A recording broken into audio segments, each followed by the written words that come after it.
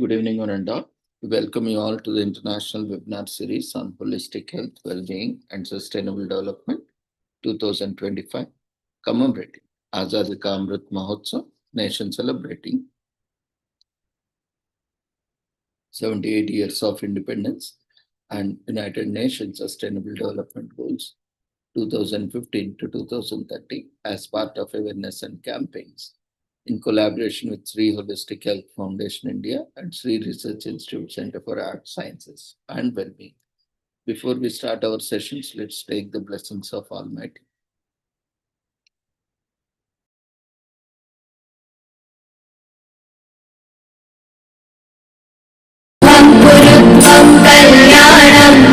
आरोग्यं धनसम्पदः शुभं कुरुत्वं कल्याणम् आरोग्यं धनसम्पदः शत्रुबुद्धिविनाशाय दीपज्योतिर्नमोऽस्तुते दीपज्योतिर्नमोऽस्तुते शुभं कुरुत्वं कल्याणम् आरोग्यं धनसम्पदः शुभं कुरुत्वं कल्याणम् आरोग्यं धनसम्पदः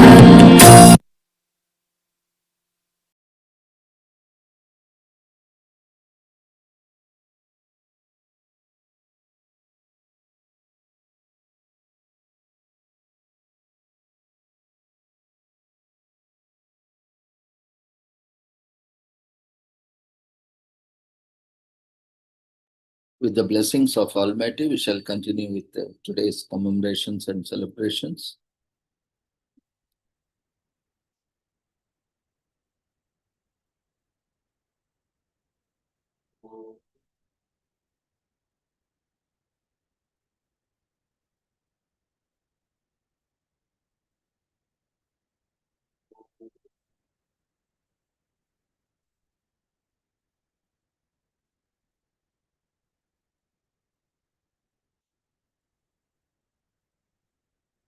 Today is commemorated as International Day of Epidemic Preparedness on 27 December. Every year, COVID-19 is a human tragedy, but it has also created a generational opportunity, an opportunity to build back a more equal and sustainable world. The response to the pandemic and to the widespread discontent that preceded it must be based on a new social contract and a new global deal that create equal opportunities for all and respect the rights and freedoms of all. As exemplified by the ongoing coronavirus disease, COVID-19 pandemic, major infectious diseases, and epidemics have devastating impacts on human lives, wreaking havoc on long-term social and economic development. Global health crisis threaten to overwhelm already overstretched health systems, disrupt global supply chains, and cause disproportionate devastation of the livelihoods of people, including women and children, and the economies of the poorest and most vulnerable countries. There is an urgent need to have resilient and robust health systems, reaching those who are vulnerable or in vulnerable situations. In the event of the absence of international attention, future epidemics could surpass previous outbreaks in terms of intensity and gravity. There is a great need of raising awareness, the exchange of information, scientific knowledge, and best practices, quality education, and advocacy programs on epidemics at the local, national, regional, and global levels as effective measures to prevent and respond to epidemics.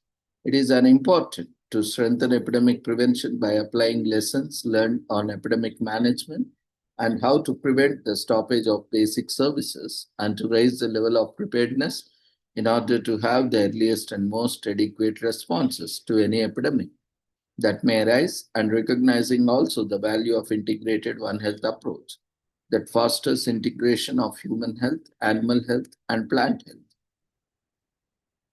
as well as environment and other related relevant sections. So international cooperation and multilateralism plays an important role in the response to epidemics. We need to stress and the significance of partnership and solidarity among every individual community and state and regional and international organizations in all stages of epidemic management, as well as the importance of considering a gender perspectives in this target.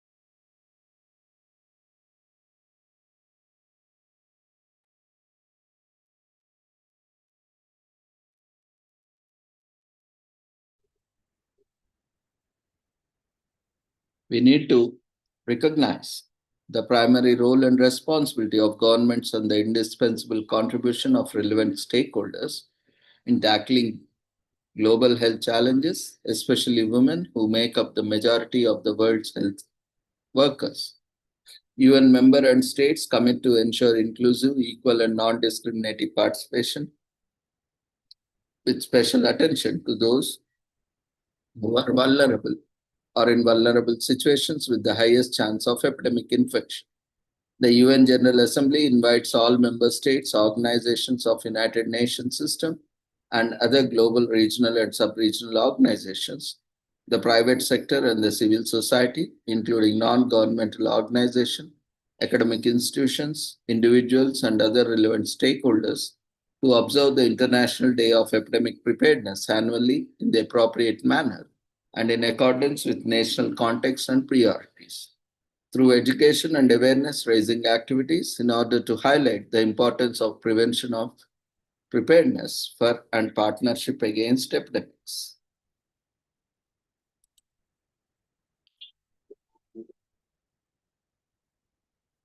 Today is also commemorated as National Fruit Cake Day on December 27th to celebrate every eccentric person you know. It's a day for lovers of fruitcake to rejoice in the delights of world's most misunderstood fruit. A fruitcake is a boozy, chewy, rich amalgam of dried fruit, nuts, sugar, saturated with favorite alcohol, mostly that produces a dense sweet texture that generally served around these days. Fruitcakes have been found in ancient Egypt tombs, so you know the tradition is steeped in the history as well as booze in the Western countries.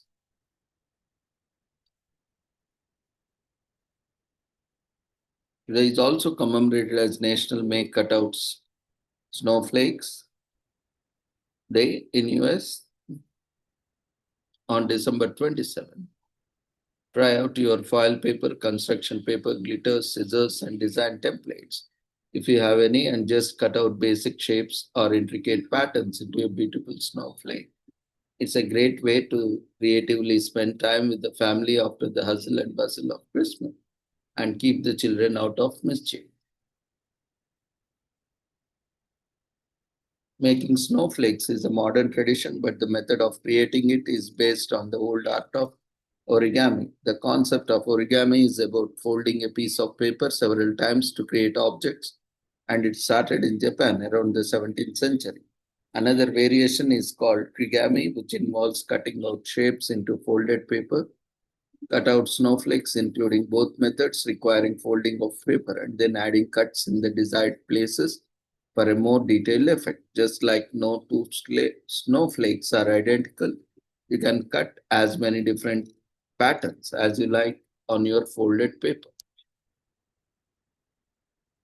Whether it is detailed or basic, Make Cutout Snowflake Day is a timeless tradition that a lot of us have grown up with. It is a fantastic way to channel your creativity and remember what it felt like a work with scissors and art supplies as a kid.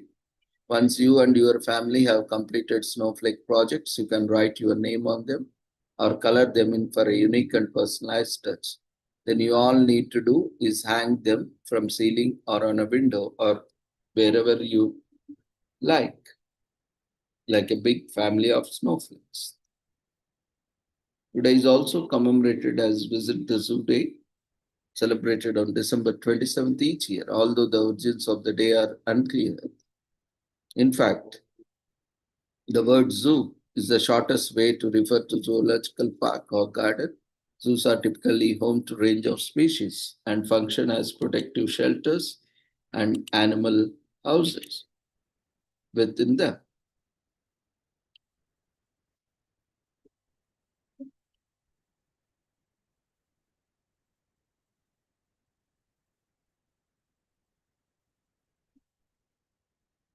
So an early form of the zoo or zoological garden was called a menagerie. It is said to have been much smaller than the modern zoo. The first iterations of zoos were private collections and acted as a show of power. Excavators discovered remnants of a menagerie in Egypt, which they believe dates back to around 3500 BC. Famous kings such as Alexander the Great of Greece, King Solomon of Israel, and King Nebuchadnezzar of Babylonia were known animal collectors from their respective times. Evidence of such zoos or collections of animals have been found in the places like China and Rome. The first modern zoo in the West was built in 1793 in Paris, France. This idea of the modern and public zoo appears to have become popular in the 18th century during the Age of Enlightenment, and science became more of central pillar to society. Individuals wished to study animals to better understand their anatomy and behavior, among other things. The city of London also saw its modern zoo being opened in 1828. Animals from the Tower of London Menagerie were added to its collection in due course, with the zoo eventually opening to the public in 1847. The focus of early modern zoos was not on functioning as natural habitats for the species housed in them. Instead, they were more like museums of living animals kept in small display areas. Zoos today work towards educating and entertaining members of public while also furthering scientific research and promoting the conservation of species. So early collectors of animals used menageries as shows of power and even traveled far and wide to bring back exotic animals, and zoos were not always public attractions. Emperor Montezuma too maintained one of the earliest collections of animals in the whole of Western Hemisphere. India's largest zoo in the world, or largest zoo in the world, is India's Sri Venkateswara Zoological Park. It is the world's largest zoo. Lions, rhinoceros, leopards, elephants, and African buffalo are considered to be the Africa's big five and can be found together at a zoo at Gondwana Game Reserve in South Africa.